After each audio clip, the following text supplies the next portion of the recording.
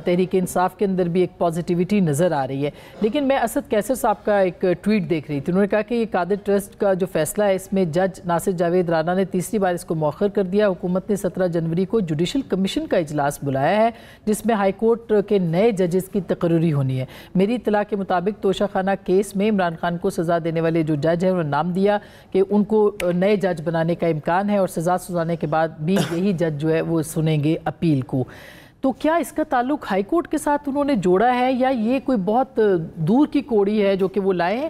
مؤخر کیوں ہوا؟ آپ کے نزدیک کیا ریزن بنی ہے؟ جی بسم اللہ الرحمن الرحیم۔ آسمہ صاحب بہت شکریہ جی اپنے شو میں دعوت دینے کا۔ دیکھیے میں بذات احترام جو اسد کیسر صاحب نے بات کی ہے کہ اس طرح کی تو باتیں اب آپ روزانہ نئی بات بنا دیں، اور معذرت کے ساتھ پی ٹی آئی میں جتنے منہ ہیں اتنی باتیں ہیں جی، اور یہ حقیقت ہر دن سامنے آتی ہے۔ میں تو اکثر کہتا ہوں کہ آپ پی ٹی آئی کے ساتھیوں کو 3 کو بٹھا دیں تو آپ کا ایک اچھا ٹاک شو ہو جاتا ہے جی۔ مگر دیکھیے جو بات آن یور کوسچن جو ڈاکٹر صاحب نے بات کی، میں اس کے بارے میں بھی I would like to comment and to some extent I will agree. میں اس لیے اس کے بارے میں خاص طور پہ کہہ رہا ہوں، شکر ہے کہ کسی بات پہ تو اگری کیا آپ نے، حکومت نے کسی بات پہ تو اگری کیا۔ نہیں جی، دیکھیے جہاں پہ مثبت بات، جہاں پہ پازیٹیو بات، جہاں پہ سنجیدہ بات ہے تو ہم نے سنجیدگی کا مظاہرہ کیا ہے، اور اس لیے پہلی 2 نشستیں بھی اچھے ماحول میں ہوئی ہیں۔ مگر بیفور دیٹ جو آپ نے سوال کیا، دیکھیے میرے نزدیک تو جی آج جج صاحب تیار تھے، صبح وہ 2 گھنٹے بیٹھے رہے، چلیں کی توقع سے پہلے بھی آ گئے، تو اڈیالہ جیل میں آپ بیٹھے ہوئے ہیں، 2 گھنٹے انہوں نے انتظار کیا، 2 دفعہ انہوں نے بلایا، تو ڈاکٹر صاحب نے تو کہا کہ بڑی شدت سے وہ انتظار کر رہے تھے فیصلے کا۔ میرے خیال سے عمران خان صاحب یہ شدت شیئر نہیں کرتے تھے، وہ کرتے تو آج وہاں پہ وہ چلے جاتے اور یہ فیصلہ سن لیتے۔ ہم بھی جی سمجھتے ہیں کہ ایک ایسا کیس جو میرے نزدیک ایک اوپن اینڈ شٹ کیس ہے، ان دا سینس کہ 190 ملین پاؤنڈ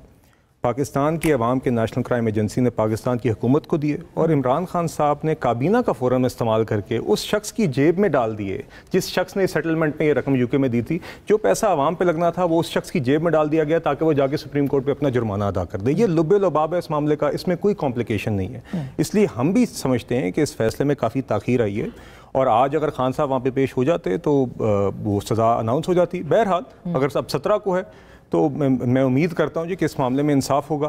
جو بات ڈاکٹر صاحب نے کی ہے، دیکھیے میں بالکل یہ سمجھتا ہوں کہ جو مذاکراتی عمل ہے، پہلی دو نشستیں بے شک اس میں زیادہ پروگریس نہیں ہوئی، اور اس کی ایک بنیادی وجہ یہ ہے کہ پی ٹی آئی نے تیاری کے لیے پہلی دفعہ تیار اس لیے نہیں تھے، وہ ان کے پاس فیئر پوائنٹ تھا کہ ان کے صرف 2-3 لوگ تھے، باقی لوگ نہیں آ سکے۔ دوسری دفعہ انہوں نے مزید وقت مانگا تو ہماری سائڈ نے کہا کہ آپ بے شک لے لیں،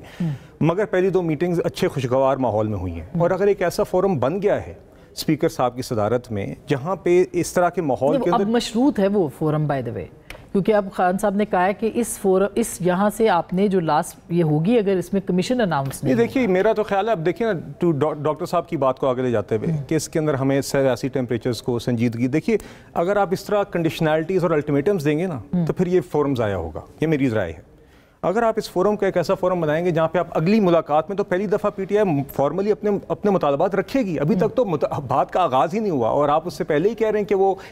کنکلوسیو نہ ہوئی تیسری میٹنگ جس میں پہلی دفعہ آپ اپنے فارملی مطالبات رکھیں گے، تو یہ تو بہت انریزنیبل بات ہے میرے نزدیک کہ آپ کہیں کہ اگر اس میں نتیجہ نہ نکلا تو ہم کہیں اور چلے جائیں گے۔ میرے نزدیک اس کے علاوہ کیا کہ اس میں نتیجہ نہ نکلا تو ظاہر ہے کہ وہ تو نتیجے کے لیے بیٹھے ہیں، مگر آپ نے خود دیکھیے پہلی 2 نشستن برخاست تو نہیں، آسمہ صاحبہ پہلی 2 ملاقاتوں میں آپ نے خود بات نہیں رکھی نا،